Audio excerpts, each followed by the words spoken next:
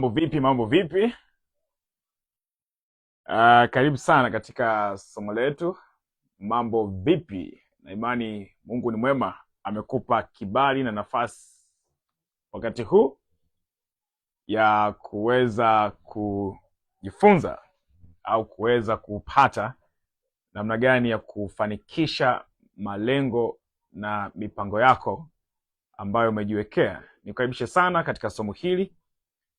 Hili ni somo maalum, ni somo muhimu sana, ni somo ambalo kama utalielewa, nafikiri ndio limeficha siri kubwa sana ya uhalisia wa mafanikio, uhalisia wa kutokea kwa mafanikio kwenye maisha. Siku zote lazima ushakuwa mtu mzima,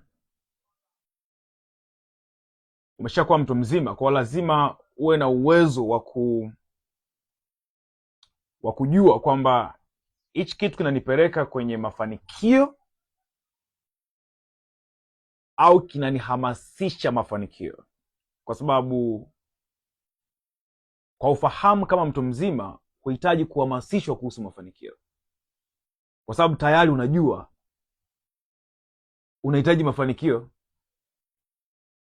Yaani siwezi nikaanza kukutia moyo eti sasa hivi unatakiwa ufanikiwe, unatakiwa ufanikiwe. What is that? Sasa kwenye maisha ya mafanikio maisha ya ushindi, kuna maneno mawili. Lazima uwe na uwezo wa kujua hayo yaliyo mbele yako kwa wakati huo. Je, ni neno lipi kuu ambalo limebeba dhana nzima ya kinachoitwa mafanikio au ya kinachoitwa ushindi mbele yako unapoangalia? Sasa watu wengi hawapendi kuambiwa ukweli, na ndio maana wanatumika kama wafuasi, kama wateja, kama mashabiki ya watu wengi waliofanikiwa. Kwa sababu kuna kitu kinaitwa people's skills, kuna kitu kinaitwa psychology ya watu wengi. Hawataki kuambiwa ukweli. Sasa kinacho play part kubwa, kwa nini unakuta maisha yabadiliki, lakini hizi mijumuisho ya watu wengi ambao yanahamasisha kuhusu mafanikio yanakuwa yanazidi kuendelea kwa mengi, lakini watu hawabadilishi maisha yao? Ni kwa sababu kuna maneno mawili tu ya ushindi. Neno la kwanza linaitwa inawezekana. Hiyo tunaita ni motivation. Ndio, inawezekana kufanikiwa, unajua unaweza kufanikiwa, ile inaitwa vibe. Neno la pili linaitwa inawezekanaje. Inawezekanaje. Sasa iko hivi, mtu akiwa anaongea na wewe kwamba inawezekana, anaongea na moyo wako. Na siku zote ukiongea na moyo unahamasika, lakini huwezi kuchukua hatua. Mtu akiwa anaongea na wewe kwamba inawezekanaje, anaongea na akili yako. Akili inahitaji kupata steps forward. Nifanye nini nipate matokeo? Hawa ni watu wachache kwenye maisha, na ndio hawa ambao wameleta leo mapinduzi katika hii dunia. Hakuna mtu anafanikiwa kwa kuhamasishwa. Mtu anafanikiwa kwa kuchukua hatua. Mtu anafanikiwa kwa kuchukua hatua. Hili somo langu la leo ni somo special kwa watu ambao wapo kwenye program serious, program ya support. Wewe ambaye upo kwenye program na unafuatilia, mshukuru Mungu. Inawezekana ukawa umeingia kwenye program fulani. Inawezekana ukawa umeingia kwenye mchakato fulani ambao ulihamasika, ukaona mbona naweza nikapata matokeo. Ukaingia. Siku ya kwanza una vibe, siku ya pili siku ya tatu umeshapotea. My friend, success inahitaji steps forward, inahitaji kuchukua hatua. Vitu vyote ambavyo unaviona, mimi nakumbuka wakati nimeanza bustani nilihamasika. Nimewahi kushiriki na nane, kuna chuo kimoja ambacho nilipata hiyo insight ya bustani, kinaitwa Aga Khan University. Nilipoenda kutekeleza niliseti magunia 15 yote yanaanguka. Kwa nini yalikuwa yanaanguka? Sikuwa na mwongozo, nilikuwa nimehamasika. Mpaka nilipopata mentors wawili. Kuna mentors wa Kenya, mentor wa Kenya na kuna mentor mmoja wa Tanzania ambaye alikuwa anasoma Aga Khan, pia mwingine alikuwa anasoma nani? Chuo kimoja anaitwa Simon. At least mentor walikuwa wawili wa Tanzania, lakini nikapata program ya Kenya. Hapo ndio nikaanza kuona maendeleo na matokeo baada ya kuelekezwa nifanye nini, sio tu kuhamasika. Leo hii nataka nikuoneshe somo ambalo linasema kanuni ya tabia 5. Ukishasikia kanuni, manake ni step by step. Sasa tukafanye nini sasa? Tufanye nini kila siku? Ndipo utaona matokeo.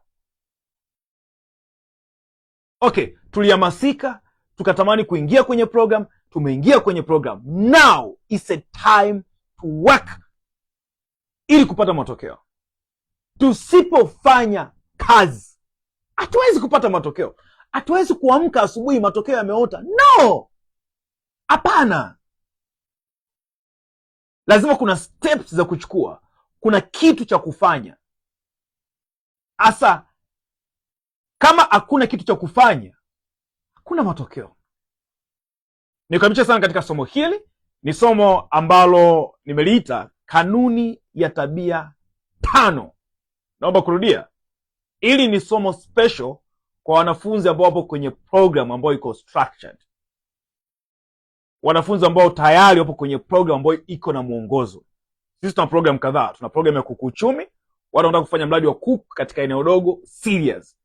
Tuna program ya bag gardening, ni program ya bustani ya level ya kwanza. Tuna program inaitwa Profitable Garden Pro, ni program ya bustani ambayo ni high, ni level ya juu. Na tuna program inaitwa Rich Home Garden. Kwa sasa hivi hiyo ndio program ambayo ni premium. Ni program ambayo ina include program zote za bustani pamoja na kuku. Kwa hiyo hili somo ni kwa ajili yao.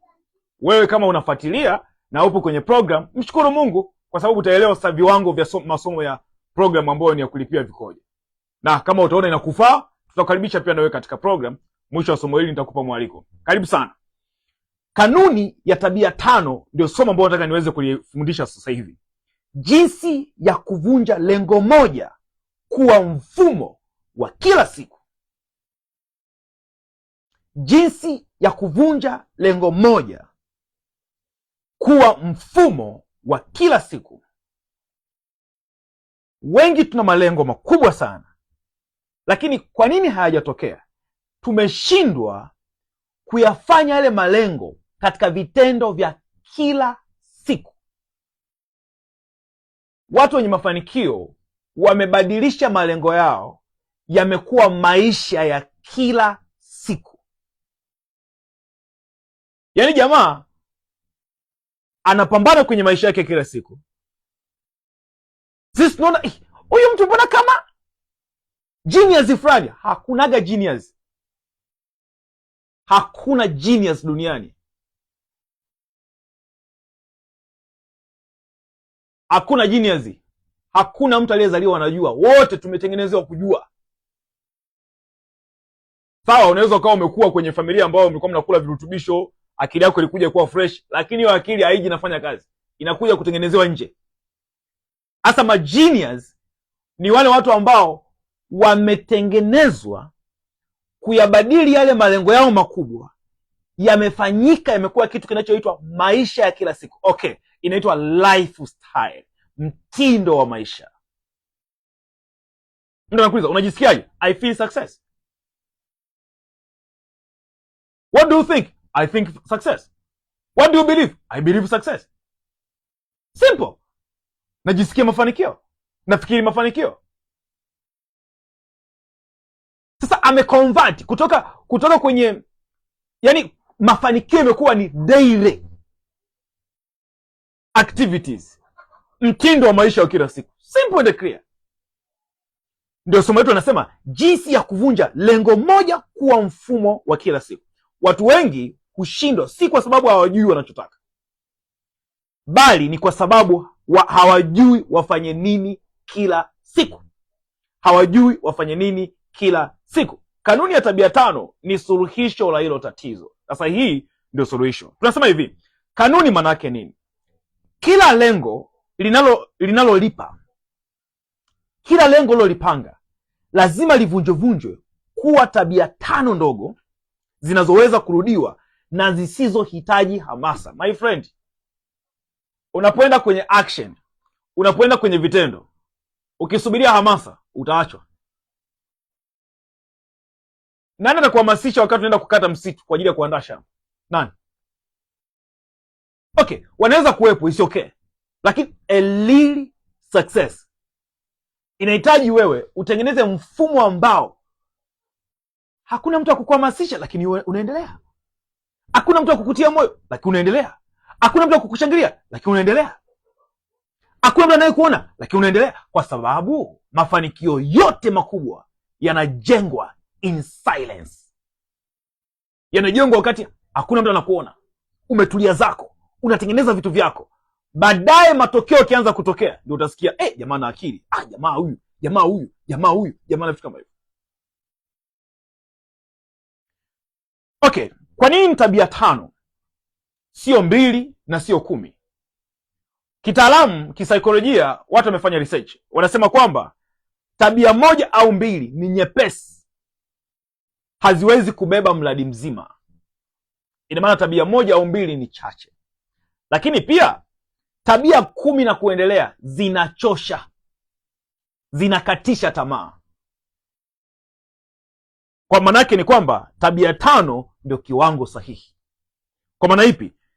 Zinatosha kusukuma mbele project yako, lakini pia ni rahisi kukumbuka, lakini pia zinaweza kugawanyika siku nzima.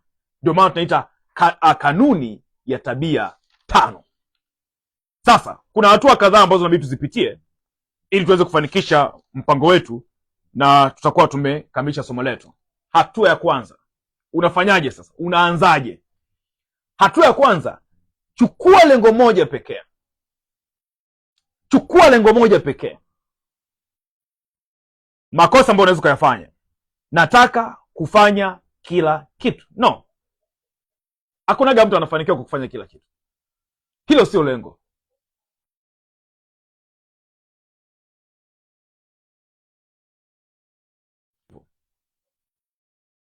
Nataka hapana. Sasa tunachukua lengo moja ambalo automatically litabeba mambo mengi. Lengo moja ambalo litabeba mambo mengi. Mfano, usiseme pia nataka kujitegemea kifedha. Hii bado haijakaa vizuri. Hili sio lengo. Nataka kujitegemea kifedha. No, hii sio lengo.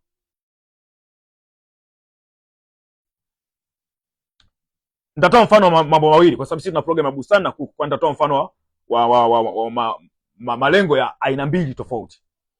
Namba moja, nataka bustani ya nyumbani inipe 300,000 kwa mwezi. Hilo ndio lengo. Nataka bustani ya nyumbani inipe 300,000 kwa mwezi. Hilo ndio lengo. Kwenye kuku unaweza kusema nini? Kwa mfano, nataka kuku 100 waniletee faida kila mzunguko. Hilo ndio lengo. Nataka kuku 100 waniletee faida kila mzunguko. Hilo ndio lengo. Hatua ya kwanza unakuwa umekamilisha. Naomba nirudie. Hatua ya kwanza, chukua lengo moja pekee, kisha likatekate, lizungumzie kama nilivyokupatia mifano. Twende hatua ya pili.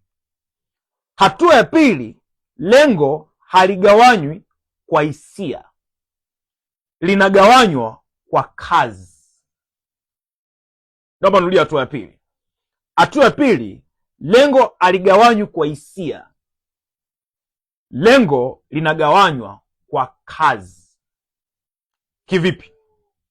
Swali linalotakiwa kujiuliza si nitalihisije hilo lengo. Jiulize hilo swali la hisia. Jiulize hivi,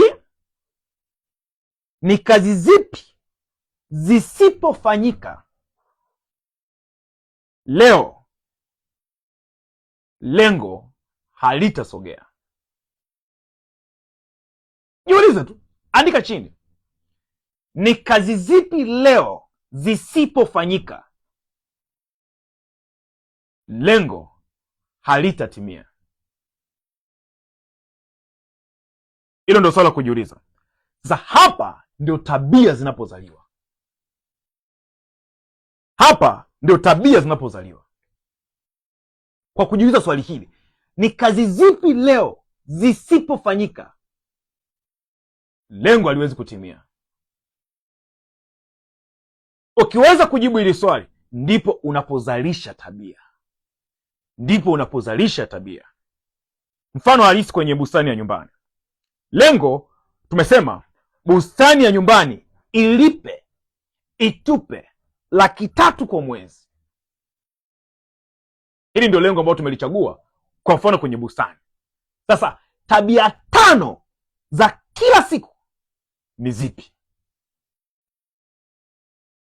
Tabia 5 za kila siku ni zipi? Tabia ya kwanza, kukagua bustani. Kukagua bustani inaweza kuchukua kwa siku dakika 10 hadi dakika 15. Kukagua bustani inaweza kuchukua dakika 10 hadi 15. Unakagua nini sasa? Wao wameshajua tabia inayotakiwa kuidevelop na itakiwa kuikuza ni issue ya kukagua bustani, na yenyewe itachukua dakika 10 hadi 15. Labda katika ukaguzi ndio unaweza kuwa una mambo mengi ya kuangalia. Kwa mfano, kuona majani, kukagua majani. Okay, majani yako sawa, kwa sababu dalili nyingi kwa mfano kwenye bustani za ugonjwa, za shida, mboga imeanza kupata changamoto, ipo kwenye majani. Lakini kitu kingine kwenye kukagua bustani, unaweza kusema kuona wadudu, kama kuna wadudu. Unaweza kupita kwenye bustani yako haraka haraka ukaangalia, mbona hapa na wadudu hapa? Okay. Wadudu natakiwa nichukue hatua. Kingine, kuona unyevunyevu. Kuna saa unapita kwenye bustani unapekenyua hata kwa kidole, tunaangalia hivi unyevunyevu upo kweli? Kwa mfano, kuna wakati mvua imenyesha, lakini hiyo mvua iliyonyesha ni kiwango ambacho kitanifanya mimi nitegemee mvua bila kuongeza maji kwenye bustani? Pita, kagua, angalia, hakiki. Jambo la muhimu kwenye tabia namba 1 ambayo inasema kukagua bustani, jambo la muhimu, ukikosa hii, ukikosa, tatizo hukua kimya kimya. Watu wengi wamepoteza mradi mkubwa kwa sababu ya kutokuwa karibu na mradi, na kuwa karibu na mradi ni kukagua. Usipoweza kuiweka hii tabia kipaumbele ikawa sehemu ya tabia katika projekti yako, matatizo yanaanza kuzaliana kimya kimya kimya kimya. Baada ya muda anakuja kushtuka. Tabia ya pili, kumwagilia kwa mpangilio. Tabia ya pili, kumwagilia kwa mpangilio, sio kumwaga maji. Kwa mfano, mboga tunamwagilia kwenye shina. Sasa umefika tu hapana, kumwagilia kwa mpangilio. Ndio maana wale wanaotumia drip system haimwagilii kwenye majani, inamwagilia kwenye shina, tone pap pap pap pap. Lazima ujue natakiwa nimwagilie kwa mpangilio, kwa sio kumwaga maji. Ni ratiba na kiasi, ratiba na kiasi. Jambo la muhimu kwenye hii tabia hii huokoa mazao zaidi kuliko dawa. Umuhimu wa hii tabia kwenye bustani, inaokoa mazao zaidi kuliko dawa. Hiyo ni tabia ya pili. Kumbuka na kukumbusha, tabia hizi 5 ambazo tutazungumzia ni zile tabia ambazo tumezivunjavunja ili kutimiza lengo la kuwa na bustani yenye kutupatia $300,000 na kuendelea kila mwezi. Tabia ya 5, kurekodi kilichofanyika. kilichofanyika. Kurekodi kilichofanyika. Leo nimemwagilia rekodi. Leo nimemwagilia rekodi. Leo nimeona dalili fulani, rekodi. Kwa sababu kesho ukija utaanzia ulipoishia. Kama hujarekodi rekodi mpya ya leo, ya jana unaifanyia kazi. Hasa kama hauna rekodi, unafanyaje? Tabia hii kwa nini ni muhimu? Kile kisichoandikwa hufa, na kile kisicho na data hakiwezi kupimwa. Naomba nirudie. Kwa nini tabia hii ni muhimu? Kile kisichoandikwa hufa, na kile kisicho na data hakiwezi kupimwa. Hiyo ni tabia namba 3. Tabia namba 4, kujifunza kitu kimoja kidogo. Kujifunza kitu kimoja kidogo.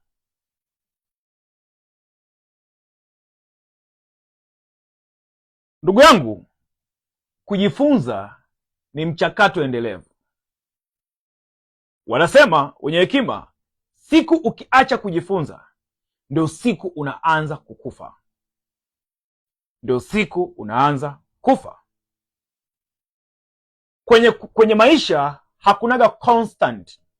Either you grow or you die.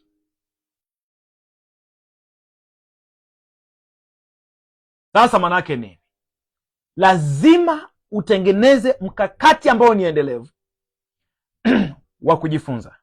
Na huu mkakati ambao ni endelevu ndio tunauingiza kwenye tabia, yaani kwenye jukumu la kufanya kila siku.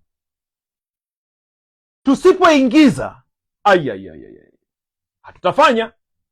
Tusipofanya tutaanza kufa. Kufa kwenye kiakili, unaanza kuexpire. Unaanza kuzoea kazi, unachukulia bustani simple. Hakuna kitu chochote cha mafanikio, hata kama ni kitu kadogo, ambacho kinapatikana kirahisi. Never. Ukitaka kufanikiwa, kuna kitu kinaitwa excellence. Excellence au wengine wanaita ubora. Ubora sio kufanya vitu tofauti tofauti. Ubora ni kufanya kitu kile kile kwa namna tofauti. Ili ufanye kwa namna tofauti, lazima uwe unafikiri tofauti. Ili ufikiri tofauti, lazima uwe exposed, uwe ni mtu wa kujifunza. Kwa nini? Hakuna kitu kipya chini ya dunia, na hatuzaliwi na vitu. Tunajengwa na mawazo yaliyotangulia. Asa kwa umuhimu huo, tabia ya 4, kujifunza kitu kimoja kidogo. Video moja, kumbukumbu moja kwenye grupu. Kwa mfano ambao mpo kwenye community za support. Mna community. Lengo la kuunda community, mbona ilikuwa rahisi tu kudili na kila mtu inbox? Fulani ukikwama nitumie inbox. Safi, haina shida, nitakutumia. Ilikuwa rahisi. Kwa nini kuna community? Community manake nini? Ni engagement, ni ushirikiano. Share ulichofikia. Kwa sababu umejifunza, sawa. Umepata programu yako, sawa. Umeangalia video, umesoma PDF, umesikiliza audio, sawa. Umeenda kupractice. Share maendeleo yako. Na kuna kosa ambalo linafanyika na watu wengi. Anasubiri mambo yakae sawa ndio ashare kwenye community. Community haipo kwa ajili ya sifa. Community ipo kukusaidia uweze kufikia maendeleo. Haiko pale kuna nini kukutiatia tuseme nini? Community haipo ili tu kukusifia. Hapana. Kusifiwa ni baadaye sana. Kabla ya kusifiwa lazima utengenezwe. Sasa jiwekee mkakati. Utasoma angalau video moja kwa siku umesoma, umejifunza. Kuna ile kwamba ukishaingia kwenye program utapitia pa kwa haraka, then baada ya hapo umeshapitia kozi zote, umeshapitia programu yote.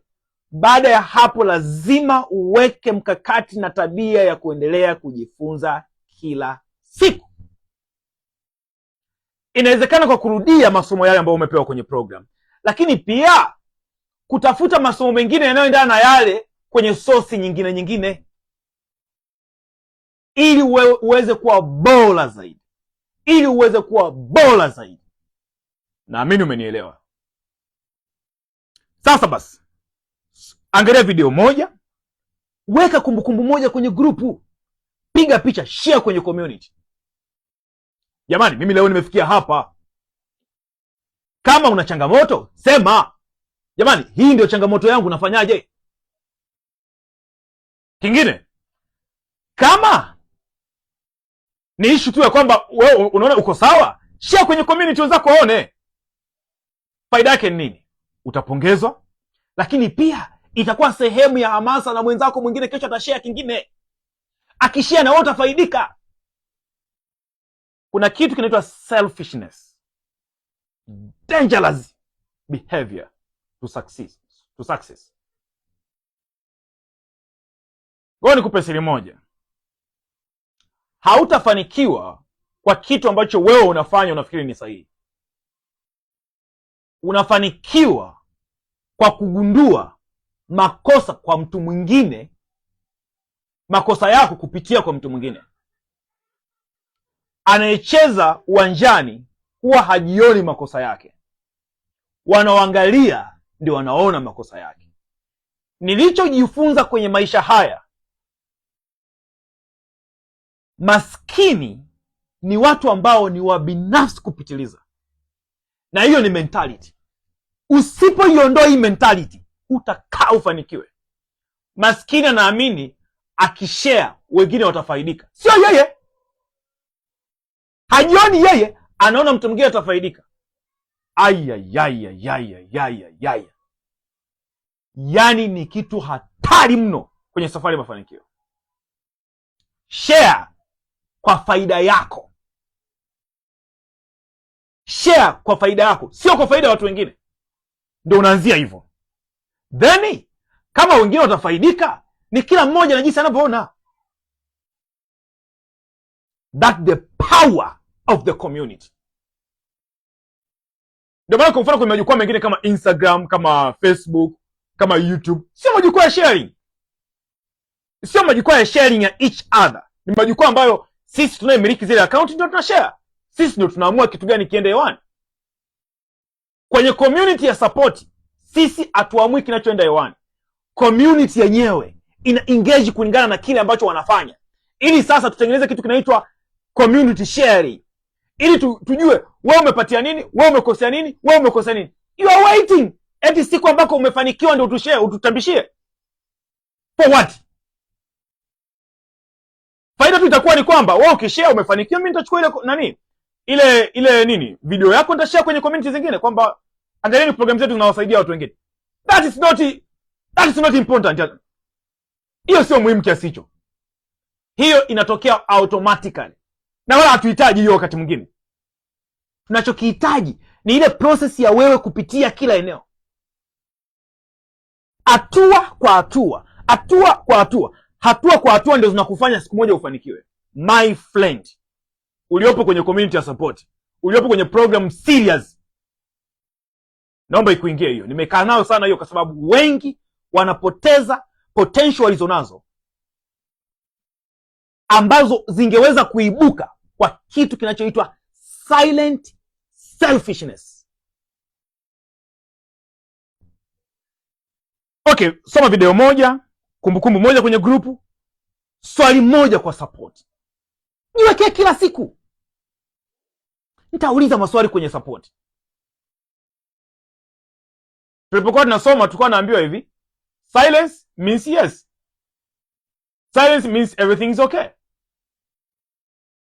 Kwa mwalimu alikuwa anasema, any question so far? Kuna swali lolote? Watu kimya. Anaambia okay. Silence means yes. Kuna saa unaingia kwenye community mpaka unashangaa, hao watu wapo au hawapo? What is the problem? No problem. Nasema okay, let's go. No, uliza swali. Umelipia pesa zitendee haki? Umelipia pesa zitendee pesa zako haki? Uliza, fusumbua. Mimi kwenye mentorship ambazo ninazo, nauliza maswali. Tena wakati mwingine, hii ni akili nyingine ziada nikupe. Ukiona umeuliza kwenye community, uone response ya haraka, nifuate inbox. Tuma ujumbe. Mentor, nimeuliza swali kwenye community lakini mbona response imekuwa late? Can you consider me? Unaweza kunizingatia? Ukiuliza kwenye community, tunaamini kwamba community pia inaweza ka engage experience zao, kwa sababu wale wote ni watu ambao wanafanya kitu ambacho unafanya. Sawa? Lakini kuna mambo yanataka msaada wa haraka. Njoo haraka inbox, niambie. Mentor, nimeuliza kitu chap chap, naomba naweza nikapata taarifa chap chap. Na mimi nitacheki haraka hata kwa sababu mimi na muda wangu wa kupitia kwenye community. Sio muda wote nakuwa active kwa ajili ya community. No. Hapana, kuna muda ambao nimeutenga kwamba hapa nitapita. Kwa sababu ninaamini kwamba community ni watu ambao wako matured. Lakini sasa kuna saa unaona, bora kama na serious case ambayo inahitaji msaada wa haraka, njoo moja kwa moja kwenye inbox chap chap. Ukipiga simu piga tu mara moja, usipige mara nyingi. Kwa sababu nisipopokea maana kuna kitu nafanya. Lakini then tuma ujumbe chap. Ukituma ujumbe nitacheki haraka napitia, tunakujibu. Na pia jifunze kuengage kwenye community. My friend, itasaidia ufike mbali sana. Mimi nakumbuka kuna kipindi fulani cha nyuma, the power of the community. Kuna mwanafunzi wetu mmoja afikiri kipindi cha nyuma sana, alishare kuna aina 7 za matembele. Sijawahi kujuaga hicho kitu. 7 types of matembele. What? Mpaka nilishangaa. Tukampa nafasi akafundisha watu wengine. Sharing inaibua uwezo wa watu wengine. Jambo la muhimu, ujuzi mdogo wa kila siku hujenga mkulima kuwa mkubwa. Ujuzi mdogo wa kila siku hujenga mkulima kuwa mkubwa. Hatua ya 5 au tabia ya 5, kwa mradhi, tunazungumzia tabia 5 za kila siku kwenye ishu ya bustani. Tabia ya 5, hatua ya soko. Tabia ya 5 hii lazima iwepo kwenye tabia. Market. Hatuwezi kuzipata hizo 300,000 mpaka 500,000 kwa mwezi, mpaka milioni kwa mwezi, kama hatujaweka market kwenye sehemu ya tabia. Never. Kwa tabia ya 5, hatua ya soko, hata kabla hujaanza kuuza, ni muhimu sana. Kwenye tabia ya soko unafanya mambo gani? Kwa mfano, kufuatilia mambo ya bei. Mimi nakumbuka kwa mfano, sisi tuna tabia moja kwenye bustani yetu. Kila baada ya wiki au wiki mbili huwa tunaenda kununua mboga mtaani. Tunataka tujue nini kwa hizi wiki mbili, kuna mabadiliko gani yametokea kwenye soko la kawaida la nje. Unanunua Chinese wanafungaje ya 500, ya 1000? Spinach wanafungaje? Mchanganyiko unakuaje? Tunanunua, tunakuja kufanya comparison ya kitu ambacho tunafanya, ili mteja wetu tusimpendelee sana na tusimuonee sana. Of course tusimuonee sana, tusimuonee. Okay, iendane na soko lilivyo nje, lakini pia na sisi tupate sababu ya kuuza. Tupate sababu kwamba mteja wetu, ili aendelee kuwa mteja wetu, kwa sababu kumbuka wateja wanaangalia pia nje nini kinachoendelea. Sasa ili kuendelea kumaintain mteja wetu, lazima pia tujue nje kukoje. Kwa hichi ni moja kati ya kitu ambacho lazima ukiweke kwenye biashara yako. Kitu kingine, kuongea na wateja watarajiwa. Kwa mfano, mteja yule ambaye amekuja, unaweza kumuuliza kama unafikiri product yako, yani biashara yako imeshakuwa. Ongea naye, mwambie okay, vipi? Jirani yako vipi? Hajawahi kuuliza kuhusu mboga? Sometimes tu hata incentive. Mwambie sikiliza, wiki hii tuna kampeni ambayo ukiweza kutuletea tu mteja mmoja ambaye akawa mteja wetu, Jumamosi tunatoa mboga free. Au sio? Ya ifanye kuwa kama social, sio kitu cha kulazimisha. Yaani kuongea naye friendly, mwambie vipi aisee. Au unaweza ukatoa mboga free, unaambia vipi, hujapata hata mtu wako mwingine ambaye anaweza kuwa sehemu ya bustani yetu? Kuna fulani nitaongea naye. Okay. Kwa sababu kuna wakati pia mteja, kwa nini akamwambia mtu mwingine? Yaani kuna kisababu kwa nini akamwambia mtu mwingine. Sasa wanasema mwanadamu ana tabia moja. Ukimfanyia vibaya atakusema, ukimfanyia vizuri atakusema. Weka vitu vizuri kwa yule mteja wako. Ongea naye, mpe bonus, mpe vitu ambavyo vitamfanya hata mwenyewe akaongee. Ilmadi tu uhakikishe kila wiki unaongeza mteja mmoja. Lakini pia kupanga order, kutengeneza package kwa ajili ya biashara yako. Jinsi ya kutengeneza adjustment ya package zako ambavyo jinsi utaweza kuzideliver kwa wateja wako.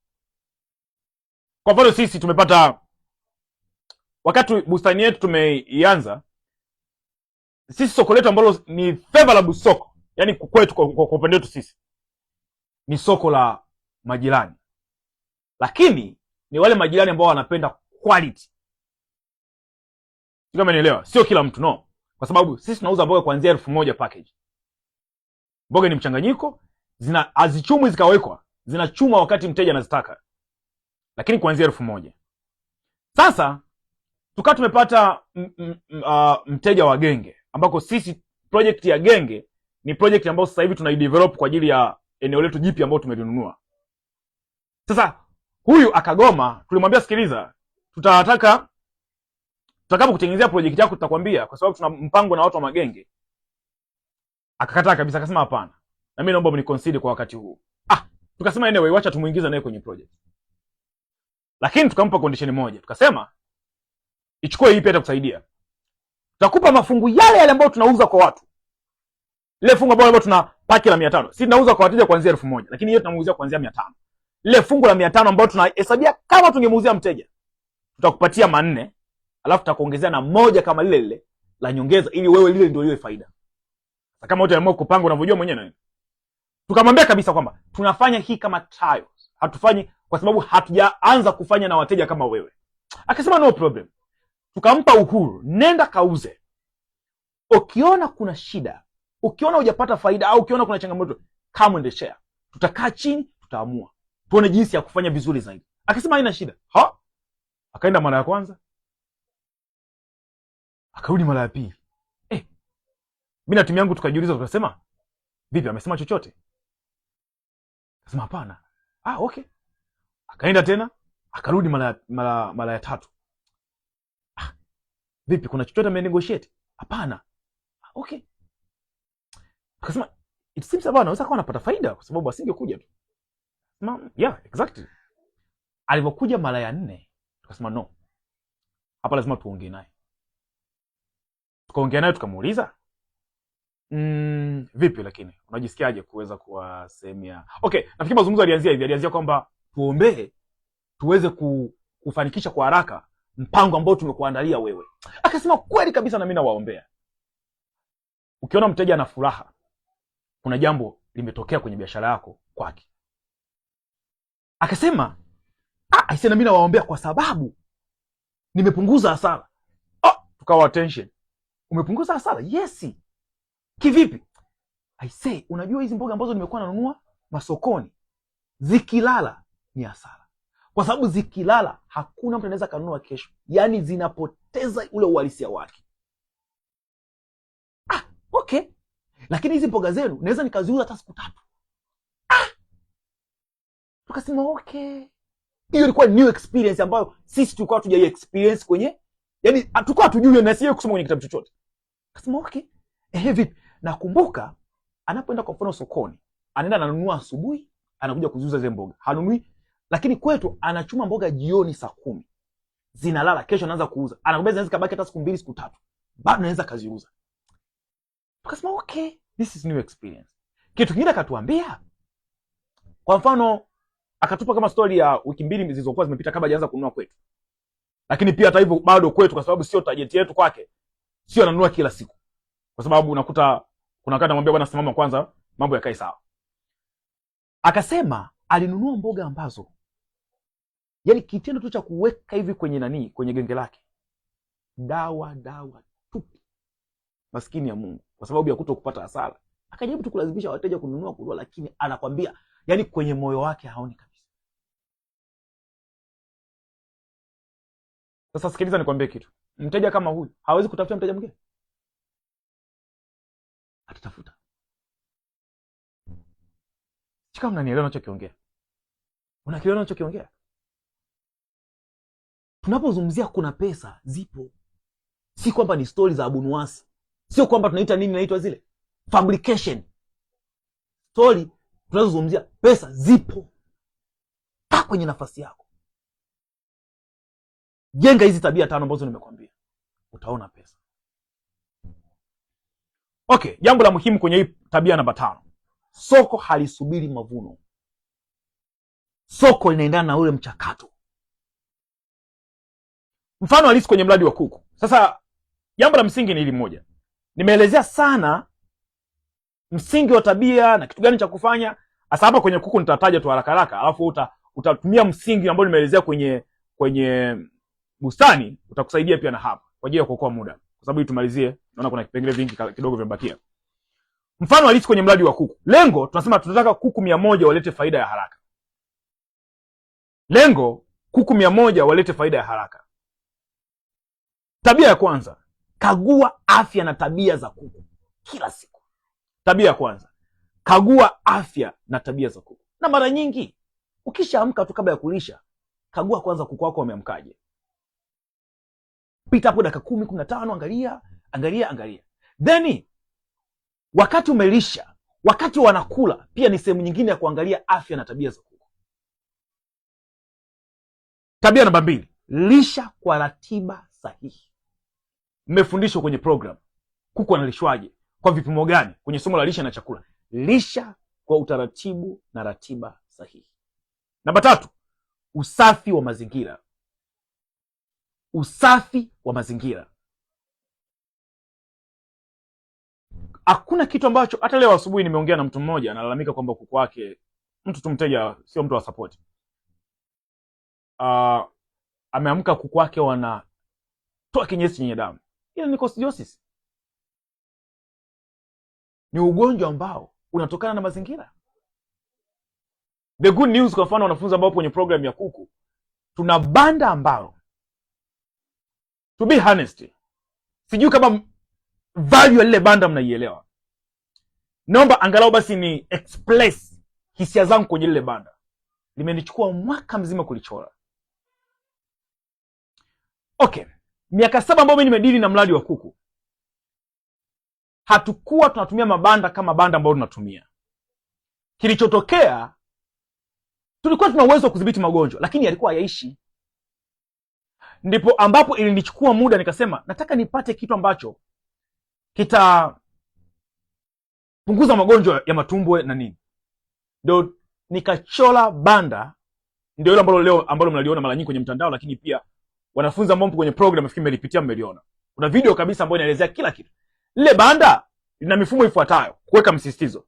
Lina mfumo wa chakula unaojitegemea. Lina mfumo wa maji unaojitegemea. Lina mfumo wa taka unaojitegemea. Lina mfumo wa mayai unaojitegemea. Ukitaka kulihudumia lile banda, hauingii ndani. Kila kitu kina maana yake. Tafadhali, unapotengeneza structure ya banda kama lile, zingatia hayo mambo. Hata kama utatengeneza material tofauti, kila kitu tofauti, lakini zingatia hiyo mifumo 5 ambayo nimekutajia. Ina maana yake kubwa mno. Hususan kwenye mfumo ambao unatenganisha kati ya taka na chakula na maji. Very powerful kwenye magonjwa. Wengi sana ambao wanashare kuku hao na matatizo ya magonjwa kama hayo. Ukiangalia, kuku anachanganya kinyesi na chakula. Kuku anachanganya kinyesi na maji. Adui mkubwa wa kuku ni unyevunyevu. Eza unyevunyevu uliotuama kwenye kinyesi au unyevunyevu wa maji yaliyomwagika. Ndio maana hatuwezi kuchanganya bata na kuku. Naomba hii pointi waingie vizuri, wanafunzi wangu wa support. Na muifanyie kazi, itawasaidia sana kupunguza magonjwa. Unaweza kuwa na fundi wako ambaye atakusaidia kujenga, lakini zingatia mambo haya ambayo ninakueleza. Yatakusaidia sana. Namba 4, rekodi matumizi na maendeleo. Rekodi matumizi na maendeleo. Biashara isiyo na data imekufa. Rekodi matumizi na maendeleo. Namba 5, hatua ndogo ya maandalizi ya soko. Anza maandalizi ya soko. Soko halikurupushwi, soko linaandaliwa. Una mpango kwa mfano wa kuuza vifaranga. Leo vifaranga ndio umeingiza mayai kwenye mashine. Anza kuongea na wateja. Na njia rahisi ya kuongea na wateja, usiwaambie nauza vifaranga. Tafuta kakitu ambako unaweza kumfundisha mteja wako kana kuendana na ile soko. Kwa mfano, wewe unataka kuuza vifaranga kwa ajili ya unataka kuuza vifaranga. Kwamba watu wachukue vifaranga kwako, wakaanze kufuga. Waelekeze jinsi ambavyo unaweza kuwasaidia vifaranga wasife. Set up a brooder in a simple way. Ushauri wa chanjo, ushauri wa nini? Kwa nini? Mtu anunui bidhaa yako. Mtu ananunua utatuzi wa jinsi ambavyo utamsaidia yeye asiferi tena. Kwa sababu watu kufuga kuku hawajaanza leo. Simple and clear. Na mambo mengine mengi kulingana na biashara. Tumejifunza kwenye somo la biashara 20, nafikiri mnaelewa ninachozungumza. Muhimu, kuku hufa si kwa bahati. Wanakufa kwa kuvunjika kwa tabia mojawapo katika hizo ambazo nimekutajia. Simple and clear. Sasa, kwa nini tabia hizi zinafanya kazi? Kwa sababu hazitegemei mudi, hazihitaji nguvu, zinarudiwa. Muhimu, unachokirudia ndicho kinachokujenga. Unachokirudia ndicho kinachokujenga. Kanuni. Usikose tabia 2 mfululizo. Naomba nulie. Usikose tabia 2 mfululizo. Na usikose siku 2 mfululizo. Kwa nini? Ukikosa siku moja sio mbaya. Ukikosa siku ya pili, mfumo unaanza kufa. Na kila wakati unapokosea, anza upya. Kila wakati unapokosea, anza upya. Hii inakusaidia. Kwa sababu gani? Tunasema nidhamu si kuto kukosea, ni kurudi haraka. Kukosea utakosea, lakini rudi haraka. Kukosea kupo, ila kurudi haraka ndio nidhamu. Rudi haraka. Na kila siku jiambie mwenyewe kwamba nisipoweza kufuatilia haya ninayoyafanya, sitafanikiwa. Kwa hiyo beta nijicondition niwe kwenye hii sehemu. Jambo la muhimu zaidi, nidhamu hushinda hamasa kila mara. Mtu mwenye nidhamu anashinda hamasa. Motivation zinaisha. Motivation ni pale unapomsikiliza mwalimu na hamasika. Mwalimu umsikilize kila wakati. Kuna watu ambao unakuta masomo yangu wanayasikiliza kila wakati. Si okay. Lakini jambo la msingi ni moja, hakikisha una discipline. Kwa sababu nasema hamasa inakuja na inaondoka, lakini tabia inabaki, inajenga. Ndio bado tunasema tabia 5 kwenye lengo moja. Watu wanaoshinda siku zote sio wanaohamasika zaidi, ni wanaofanya au wanaojenga tabia. Ni wanaojenga tabia.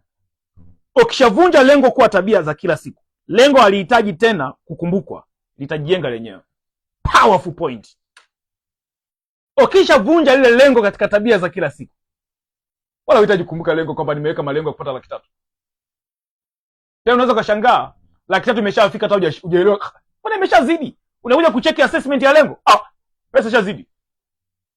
Ukivunja lengo lako kwa tabia ambazo zinajirudia rudia, lengo linajijenga lenyewe. Lengo linatokea lenyewe. Bila hata wewe kujua. Na imani, ili somo litakufanya ushinde kufikia malengo yako. Na Mungu akusaidie. Bonus.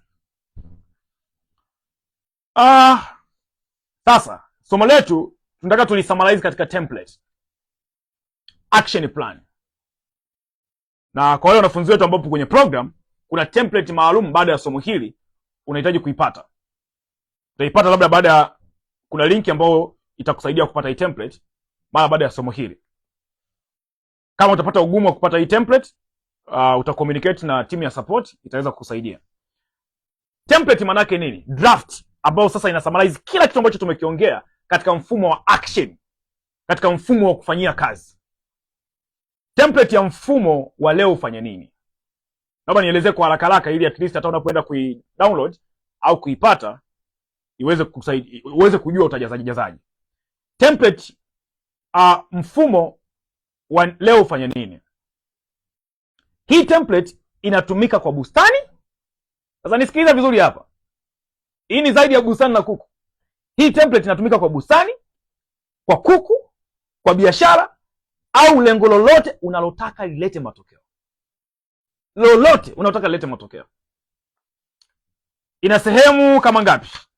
Ina sehemu 6. Ina sehemu 6. Haya, sehemu ya kwanza, lengo moja tu. Sehemu ya kwanza, lengo moja tu. Maana yake nini? Tafuta lengo kuu ambalo unataka kuliachieve ndani ya miezi 3 mpaka miezi 6. Tafuta lengo moja ambalo unataka kulifikia ndani ya miezi 3 mpaka miezi 6. Utaliandika pale. Kanuni yake inasema nini? Kama lengo ni zaidi ya moja, bado hujaamua. Ukishaona unataka kuachieve malengo 3 4, bado kuna shida mahali. Sehemu ya pili, tabia 5. Tumeshachagua lengo moja, sehemu ya pili, tabia 5. Hii ndio inayobeba kila kitu. Andika tabia 5 ambazo lazima zifanyike mara kwa mara ili lengo liweze kusimama, kama nilivyoelezea kule. Tabia ya kwanza, tabia ya pili, tabia ya 3, tabia ya 4, tabia ya 5. Kanuni ya sehemu hii, kama tabia haiwezi kufanyika kwa chini ya dakika 30, siyo tabia, ni mradi. Kuna tofauti kati ya tabia na mradi.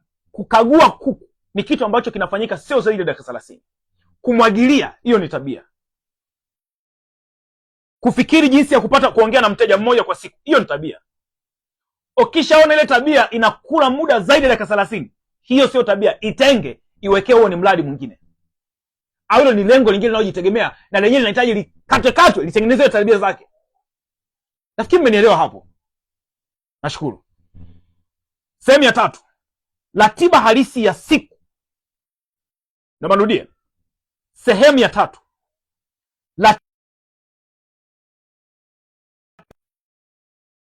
hapa ndipo wengi huanguka. Na hii sijazungumzia kwenye funzo mama. Ndio maana unaona ni muhimu sana, kila kipengele kina maana kwako. Kwenye hii template kuna kipengele cha 3, sehemu ya 3 nasema ratiba halisi ya siku. Hapa ndipo wengi huanguka. Manake nini? Tabia namba 1, muda gani itafanyika, na kama imekamilika utapiga tiki. Kuna sehemu kwenye ile template utapata pana sehemu ya kupiga tiki. Tabia, muda gani, tiki. Kuku wanakula, sawa. Kulisha kuku kila siku, sawa. Muda gani? Saa 1:30 mpaka saa 2 kamili. Umeitekeleza kwa siku, piga tiki. Umetekeleza kwa siku, piga tiki. Aha, okay. Huyu anasema nirudie kipengele cha pili. Aya, naomba nirudie kwa faida yako na kwa faida wengine. Asante sana. Safi sana kwa kufuatilia. Hongera sana. Na Mungu akusaidie ushinde. Sehemu ya pili nimesema tabia 5 ndiyo inayobeba kila kitu. Ndiyo inayobeba kila kitu. Nimesema andika tabia 5 ambazo lazima zifanyike mara kwa mara ili lengo lisimame. Andika tabia 5 ambazo lazima zifanyike mara kwa mara ili lengo lisimame. Kama nilivyowapa mfano kwenye kuku na nilivyowapa mfano kwenye bustani. Nafikiri nimeelezea sana. Tabia ya kwanza, ya pili, ya 3, ya 4, ya 5. Kitu cha muhimu kwenye hiki kipengele cha pili, nimesema hivi: kama tabia haiwezi kufanyika chini ya dakika 30, hiyo sio tabia. Hilo ni lengo lingine au ni mradi mwingine. Unachotakiwa kufanya, ondoa ile tabia. Nikakupa mfano, kulisha kuku haiwezi kuchukua masaa, haiwezi kuchukua dakika 30. Kukagua kuku haiwezi kuchukua muda mrefu. Kumwagilia bustani haiwezi kuchukua muda mrefu. Naomba niondoke hapo. Sehemu ya 3. Sehemu ya 3, ratiba halisi ya siku. Hapa ndipo watu wengi wanafeli. Na sijaelezea kwenye kipengele kilichopita. Manake nini? Kila tabia iwekee muda. Na ikikamilika ipige tiki. Kila tabia iwekee muda. Ikikamilika ipige tiki. Tabia moja, muda fulani. Kwa mfano, kulisha kuku, nitalisha kati ya saa 1:30 mpaka saa 2. Ikishakamilika piga tiki. Tabia ya pili hivyo hivyo. Tabia ya 3 hivyo hivyo. Muda fulani mpaka muda fulani. tabia 4 hivyo hivyo, muda fulani mpaka muda fulani, tabia 5 hivyo hivyo. Jambo la muhimu kwenye hii sehemu ya 3, kanuni ya sehemu ya 3, kama muda haujaandikwa, tabia haipo. Kama muda haujaandikwa, tabia haipo. Tabia haikamilishwi kwa tukio. Tabia inakamilishwa kwa kazi na muda, kazi na muda, kazi na muda. Simple. Sehemu ya 4, rekodi ya leo. Rekodi ya leo. Rekodi ya leo ihusishe nini? Rekodi ya leo ihusishe nini? Mambo matatu. Namba 1, leo nimefanya nini vizuri? Leo nimefanya nini vizuri? Leo nimefanya nini vizuri? Rekodi pale, andika. Kitu cha pili kwenye sehemu ya 4, tatizo nililonalo leo. Andika tatizo nililonalo leo.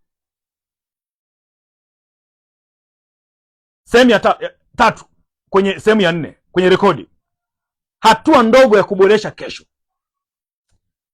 Baada ya kuchunguza nimegundua bustani kuna wadudu au kuku wanasinzia. Kuna hatua utachukua kwa haraka haraka, lakini huenda kuna mwendelezo wa kesho. Andika kitu gani ambacho utarekebisha kesho. Muhimu. Bila rekodi utarudia makosa. Kama haurekodi utarudia makosa. Na kitu kingine, hatufanyi kujifurahisha, tunafanya ili tukue. Maana yake nini? Inatuingiza kwenye sehemu ya 5. Sehemu ya 5 inasema hivi, alama ya kila siku. Kila siku jipe alama. Kila siku jipe alama. Maana yake nini? Uwazi kwa ajili yako. Uwazi kwa ajili yako. Maana yake jipe alama kati ya 0 mpaka 5. Kwa mfano, kuna kwenye template ambayo utaiona ina vibox. Kwa kwenye vibox kuna kibox cha 0, 1, 2, 3, 4, 5. Kibox cha 0, 1, 2 mpaka 5. Kwa jiwekee tiki kwenye kile kibox. Kwamba leo nimepata 0. Leo nimepata 1. Leo nimepata 2. Kwa nini utasema nimepata 1 nimepata 2? Tabia si ziko 5? Kama umefanya 2 weka 2. Kama umefanya 3 weka 3. Kama umefanya 4 weka 4. Tabia zinasema, sio unatoa kwenye hisia. My friend, this is your year. Na namwamini Mungu utaenda kutoboa kama utafuata hichi ninachokuambia. Sababu ya alama hii maana yake nini? Andika sababu kwa nini umejipa ile alama. Elezea kwa nini nimejipatia 5. Kwa nini nimejipatia alama 2? Kwa nini nimejipatia 0? Toa sababu pale. Muhimu, usijidanganye. Mfumo haujui huruma. Ukijihurumia, matokeo yataongea. Mfumo haujui huruma. Sehemu ya 6. Sehemu ya 6. Kanuni ya usikose siku 2. Kanuni ya usikose siku 2. Ulipokosa tabia yoyote leo, kwa mfano imetokea, ulipokosa tabia yoyote, ulijirudisha? Asajaza pale, ndio au hapana. Ulipokosa tabia yoyote, ulijirudisha? Jaza pale ndio au hapana. Muhimu, ukikosa mara 2 mfululizo, lengo linaanza kufa. Ukikosa mara 2 mfululizo, lengo linaanza kufa. Ndio maana unatakiwa umshirikishe Mungu kwenye hii safari. Kama unaamini kuna Mungu, basi wewe unaamini kuna shetani. Manake nini? Ngoja niwapeni siri moja. Siku zote shetani anadili na ufahamu. Shetani anadili na ufahamu. Mwambie Mungu, naomba hekima ya kuishi hizi tabia. Naomba hekima, kwa sababu unaanza, makosa mengi yatatokea. Okay, kanuni inasema hivi, Ukikosea mara moja sio mbaya. Ukikosea mara mbili, mara tatu, hiyo ni mbaya, si ndio? Lakini nataka nikwambie kitu kimoja. Tunapoenda kwenye uhalisia, utakosea sana. Yaani utakosea sana. Isipokuwa usikubali. Usipokuwa makini, itafika mahali utakata tamaa. My friend, success is a war. Mafanikio ni vita, ndio maana sio kila mtu ameshinda. So we are in the fight of success. Sasa wakati una fight, usifight kichwa kichwa, mshirikishe Mungu. Mungu, nimeshajua hapa lazima nisimame. Mimi huwa nasimamia maandiko mawili. Najua mna imani tofauti, lakini mimi nasimamia maandiko mawili. Andiko la kwanza linasema, bora hekima na ujipatie hekima. Naam, kwa mapato yako yote jipatie ufahamu. Hiyo andiko langu la kwanza. Sitawatajia vifungu kwa sababu ya itikadi za kiimani. Haya, andiko lingine linasema hivi, kila mtu alisikiapo neno la ufalme asilielewe nalo, huja yule mwovu akalinyakua lilo pando moyoni mwake. Maana yake nini? Wewe umeshapata, hii ndio dira ya mafanikio. Shetani anachofanya, anajua huyu jamaa anatoboa. Kwa sababu anajua anatoboa, vita itakuwa nyingi. Vita sasa, ukijifanya unaenda kichwa kichwa, ushindi. Au ushindi. Mshirikishe Mungu. Mwambie Mungu, nipo, nahitaji kuwa mtu wa tofauti. Nahitaji kuwa mtu wa tofauti. Nisaidie. Niongoze. Umeshindwa, inuka. Umeshindwa, inuka tena. Inuka, usikubali mara mbili, mara tatu, inuka. Asema mwenye haki huanguka mara 7 na akainuka tena. Chana hizo kanuni za wanasema mara mbili, mara tatu tabia. Wewe inuka. Mpaka tutoboe. Sehemu ya 7.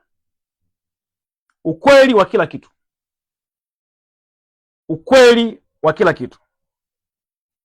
Leo nimejifunza nini? Andika kwa ujumla. Leo nimejifunza nini? Andika kwa ujumla. Kwa sababu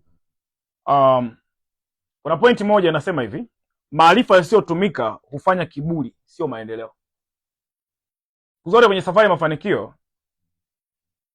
kwa mtu ambaye amenunua program, amepata maarifa, si ndio?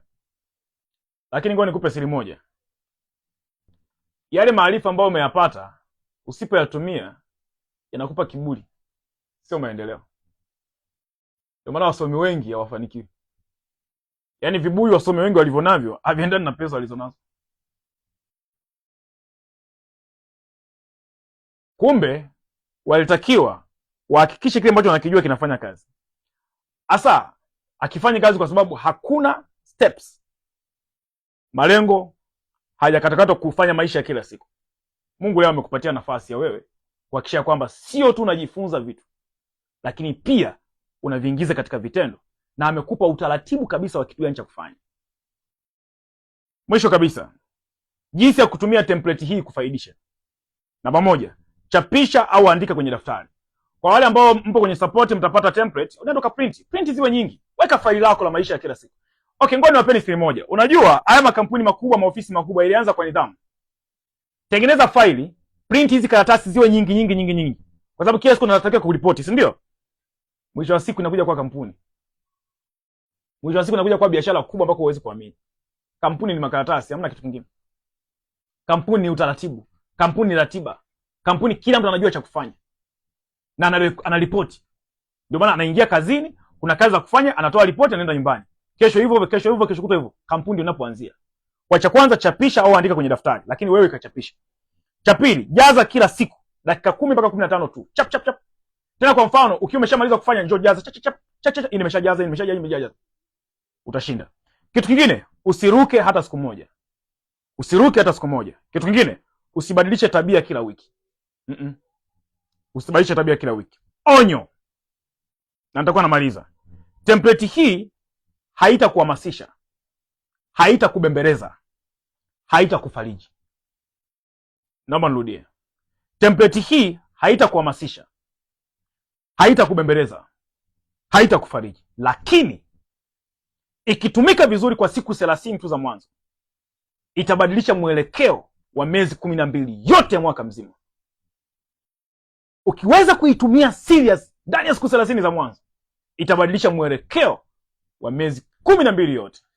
Hongera sana, na nakuombea kwa Mungu akusaidie uweze kushinda kufata na kufuatilia hii template, ikusaidie program ambayo umeingia isiwe bure. Program ambayo umeingia usije kujutia siku moja pesa zako. Kwa nini? Kama hujapata matokeo utaona umetupa pesa. Ukipata matokeo utafurahi zaidi, kwa sababu ndio lengo. Lakini matokeo hayaji ukiwa tu umekaa. Matokeo yanakuja ukiwa unafanya. Sasa hiki ambacho leo nimekufundisha, na nategemea nini? Nategemea kwamba kitakurahisishia kukatakata malengo yako uliyojiwekea kwenye mradi wa kuku, kwenye mradi wa bustani, hata kwenye maisha yako ya kila siku. Baada ya kukikatakata, utakiingiza kwenye vitendo. Ukikiingiza kwenye vitendo, itakupa matokeo. Yote nimeyazungumza hapo. Rudia hili somo tena na tena, rudia tena na tena, rudia tena na tena, na lifanye liwe somo lako mama, kwa sababu ndio kazi za kila siku. Okay. Kwa hiyo ambao tumekupa nafasi ya kufuatilia hili somo na haupo katika program zetu serious kabisa za watu ambao kwenye program na ungetamani kupata usaidizi kutoka kwetu, andika neno support. Andika neno support kwenye WhatsApp. Tutakupa attention zaidi ukiandika neno support, kwa sababu tunaamini kwamba umeona blueprint ya jinsi ambavyo sisi tunawasaidia wanafunzi wetu wa program za kulipia. Andika support, tutakupa umakini zaidi. Usipoandika neno support, umakini wetu utapungua. Kuna special offer kwa ajili ya program zetu. Kama unatamani kuanza bustani katika eneo lako dogo, unatamani kuanza mradi wa kuku katika eneo lako dogo, lakini mradi ambao utakusaidia kupata matokeo makubwa, andika neno support kwenye WhatsApp 0761 825 808. Lakini pia unaweza kushare na mtu mwingine ili somo akalifuatilia, akalisikiliza, na tunaamini inaweza kumsaidia na yeye akapiga hatua ya kwenda kwenye mafanikio zaidi. Otherwise, asante kwa muda wako na hongera kwa kufuatilia mpaka kufikia hapa. Mategemeo yangu ni kuona ripoti za kutosha kwenye community yetu ya support, ni kuona unaenda kuchukua hatua. Mara baada ya somo hili, comment hapa chini, nitaanza mara moja. Niambie tu nitaanza mara moja. Kwa kuandika nitaanza mara moja, itakuamsha kuona ule uaminifu wako. Lakini pia hata mimi nitasema oh wow, kumbe kuna watu ambao wamechukua hatua mara baada ya kufuatia somo hili. Mungu akubariki sana katika kila hatua utakayokwenda kupita.